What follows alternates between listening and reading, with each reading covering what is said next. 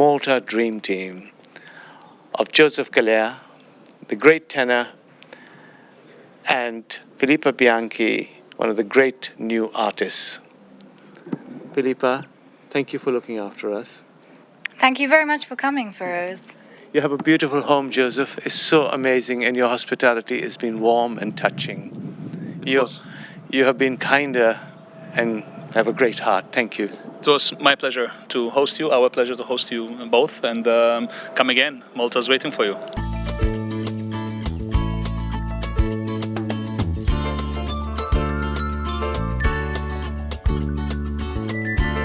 Roger, what do you think drives people to this beautiful harbour?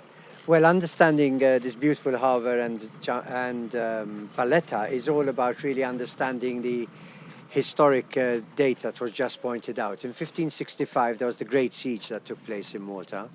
And Malta was seen as the bastion that saved Europe from the Ottoman invasion of Europe. And as a consequence, once it started being built, just 1 year later, by Jean de la Valette, and in fact, Valletta is named after La Valette, one of the Grand Masters of the Order of St. John. From there on, started the building of Valletta, and today what we have is really the legacy of the Knights of St. John, who have left lovely palaces, a number of longs. We've got the Auberge d'Italie, we've got the Auberge de Bavarie, we've got Auberge de Provence, Auberge d'Ingleterre, that today a lot of them are housing government departments or museums, but are really a legacy of what each of the longs, so the Order of St. John had a number of people from different nationalities, all of which wanted to leave their input in Malta. So Malta is like a museum, really. Malta's more than a museum. Malta is really the beginnings of the European Union, I like to say. Well, let's take a woman's view on this. Who's the most amazing woman in Malta at the moment? Oh, the most amazing woman in Malta is probably, I would say, Pippa Toledo. Okay. Why is she so amazing? She's one of our eminent designers. She makes the most fantastic jewellery. She's an artist. She is an interior designer, and she just is everything about Malta.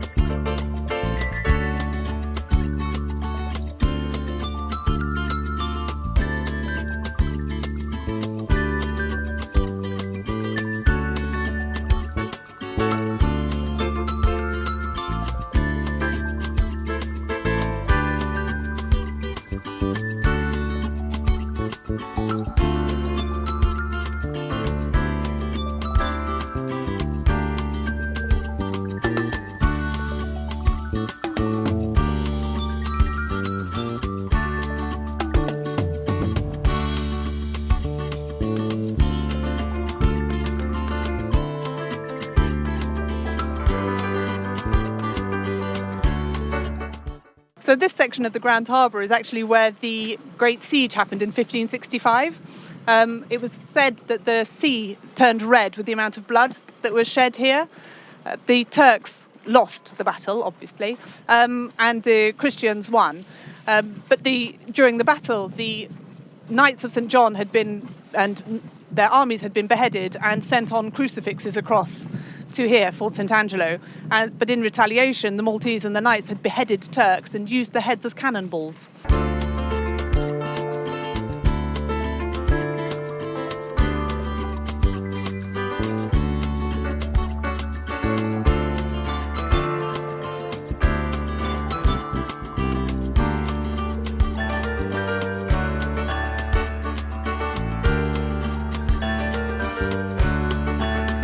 What we're seeing here of what is today Valletta, at the time of the siege that we're talking about, did not exist. At all. This was just what was called Mount Shiberas. It was land. The only thing that there was the Fort St. Elmo at the end of the peninsula, and the knights were actually based in what we refer to as the three cities, which are on these promontories here. And so the battle was fought between the Ottomans, who occupied the higher ground on what is today Valletta, to bomb both the fort of Fort St. Elmo at Fort St. Elmo, and also the land which was occupied and fortified by the knights on the eastern side of the harbour here. And when the siege was lifted, the knights quickly decided to occupy the higher ground because they realized the military advantage that had been given to the Ottomans, and started to build what we now call Valletta as a means of avoiding the Ottomans taking control of that area when they came back after the winter. But in fact, they never did come back. Never successfully. No, no.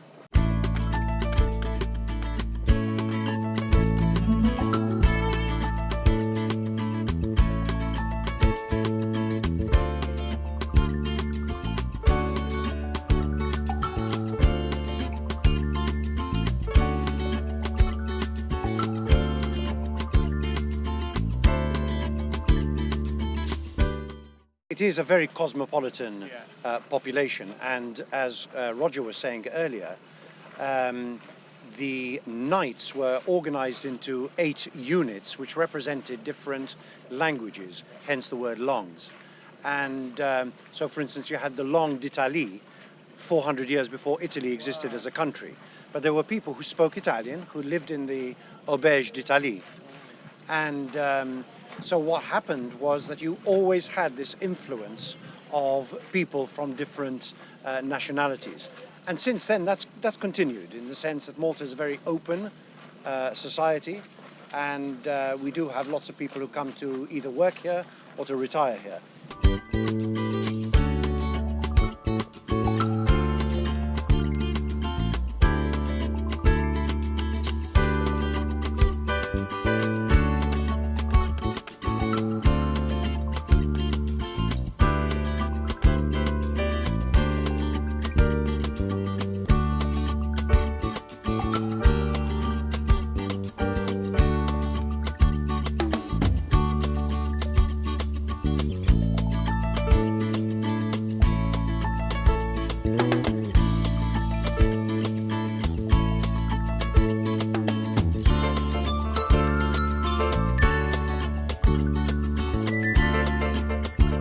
I haven't been able to identify exactly the origins. I mean, there's a huge mixture, but are there any specific Maltese dishes? Yes, there's something we have which is quite delicious. It's phyllo pastry with ricotta cheese, and that's called a pastizzi. They're just my favourite thing, and people have them for breakfast. I did have most this mornings. morning. Yeah, they're very, very good. Rabbit is actually our national dish, so we'll have rabbit with chips or rabbit stew in the winter. And most of the food is actually Sicilian-based, but with the British influence that we had for 200 years. There's a sort of softening of some of the flavours to make them more palatable to the British. But now we have, I think 7,000 Swedish population. We have 11,000 Brits, about 5,000 Germans, lots of Russians, Italians. So our food is actually changing and changing and changing all the time. I was offered horse meat at the pub. In fact, I found, I think, quarter of the dishes were horse meat. It's quite delicious, actually. It tastes quite like liver. Yeah. I quite enjoy it, but not many people want to eat with you. So. I didn't try it.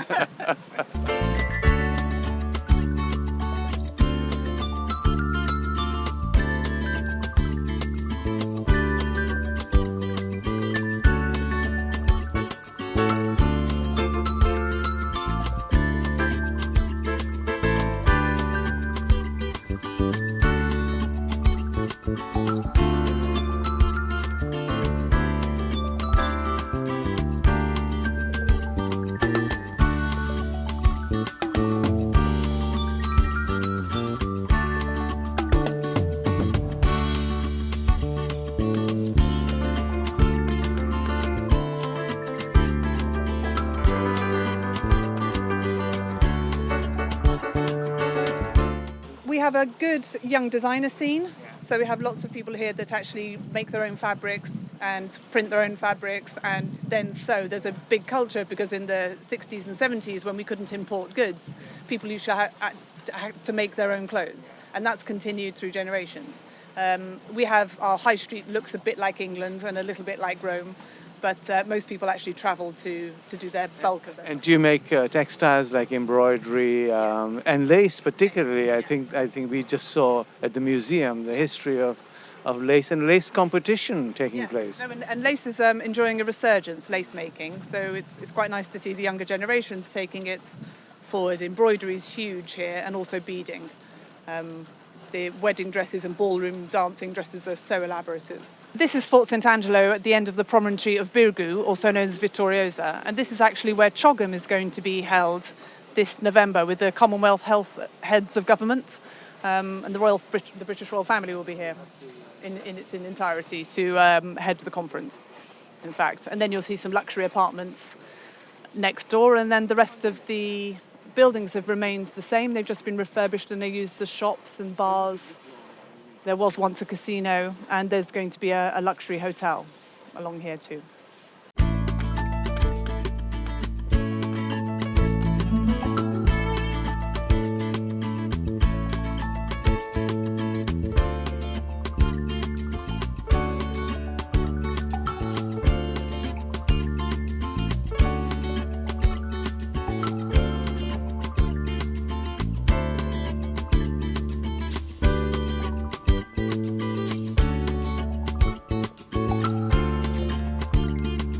When the knights came and settled in Malta in 1530, this is where they settled, mainly because of these amazing creeks that we're driving through at the moment, which are deep and very sheltered. And this is where they kept their fleet, because of course the knights were more of a maritime force than a land-based force. John, can I ask you, I know about the knights, but it'd be very useful to people watching to know the history of, what the knights did and why they existed as such and what their roles were in society. Well, the Knights is a very old order, set up originally in 1099, and their objective was to act as hospitaliers, in other words, medical people who would accompany and protect the pilgrims going out to the Holy Land. And then there was also another branch, which actually were more the security force, if you like. And then what happened was the knights over the years also had to develop a military side so as to protect themselves. But their role was, and still is to this day, one of hospitaliers. So really humanitarian. Absolutely. They are a humanitarian order. And they had come to Malta in 1530. Malta was given to them by the King of Spain. And they set up here in Malta. But by that stage, they were already a strong and important military force in their own right. So that became more predominant than the military. It did at that time, but obviously since then, now they've gone back to their roots and form more of a humanitarian function.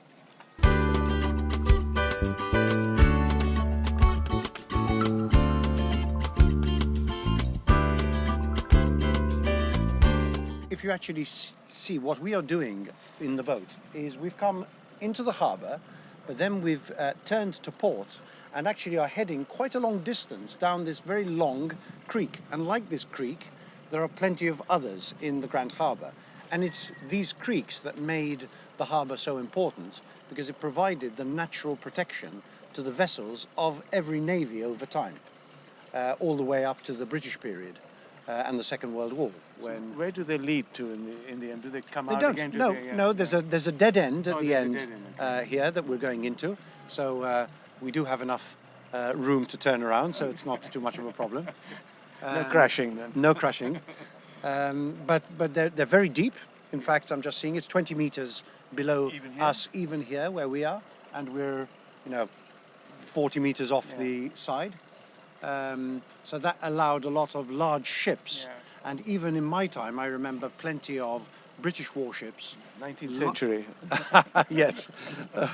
Lined along these creeks and in the central part of the harbour. Do you know what I noticed, John? That although there's so many boats here, it's so clean.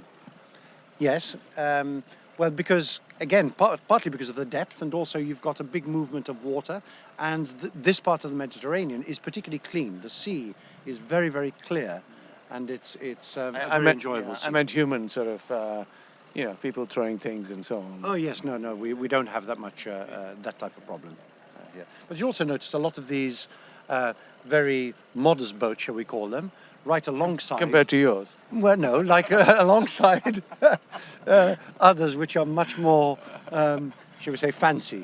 And it's nice to see all types of boats living together. But are there no longboats here like they do in Manchester Canal in London? No, because this is a sea which requires boats built in a particular way to be able to handle the type of weather conditions. The Mediterranean can be quite fierce at times. And do people stay on boats? Yes, you've got people who are what we call liverboards. So there are various boats on which you'll have people living permanently around the year.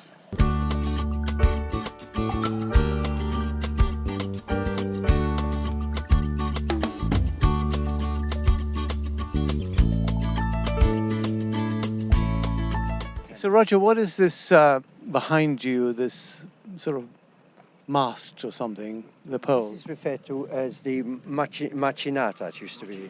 Macina, in short, in Maltese, where they used to refurbish the masts of the galleys, of the big ships over here.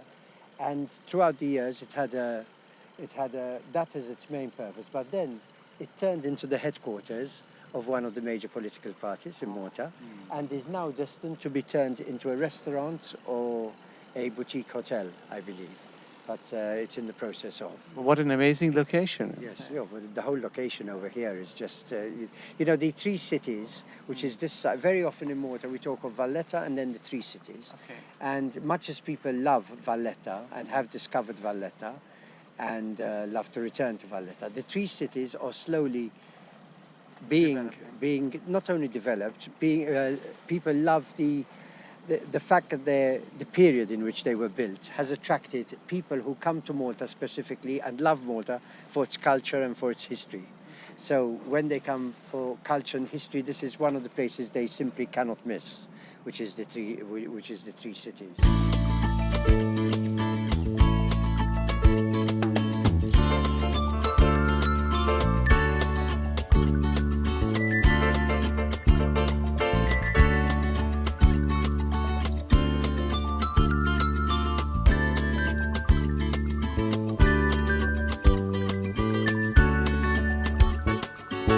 Malta is not a very expensive place to come and have a holiday. Actually, it's a very good value location. Yes, it is a very good value for money, because a lot of the things that you can enjoy in Malta come at a very low cost, if not at free cost, because of the sun and because of the sea and because of a lot of the amenities. And Malta's greatest advantage now has become that, especially since we've joined the European Union, the accessibility to Malta. Malta is now connected to, I think it's as many as 30 or 35 destinations on a direct route. The other thing I noticed, and traveling quite a lot myself, is a great service. People even enjoy my jokes. Yes, well, Maltese people are known for their hospitality. We love having foreign people around us. We love meeting and exchanging views with foreign. And of course, we've had a lot of the British influence that allows us also to appreciate laughing a bit at ourselves. Whoever you are, whatever your interest, whatever your age and your ability level, there's something here. There's history, there's architecture, there's sport, there's culture, there's the beautiful sea and amazing food. Why Malta? Because it's beautiful, it's historical, 7,000 years of history, the climate is fantastic, it's a safe country, there's great culinary diversity, there's great cultural diversity, and it's a wonderful place to be for the family, for really any kind of vacation. We like adventure, whether you like history, whether you like many things. It's a beautiful place to be in. It's a place for every season. Yes. Philippa, why Malta? Because it's a very family-oriented place, and as an artist, I think also because the colors here are so vibrant and it's just so magnificent.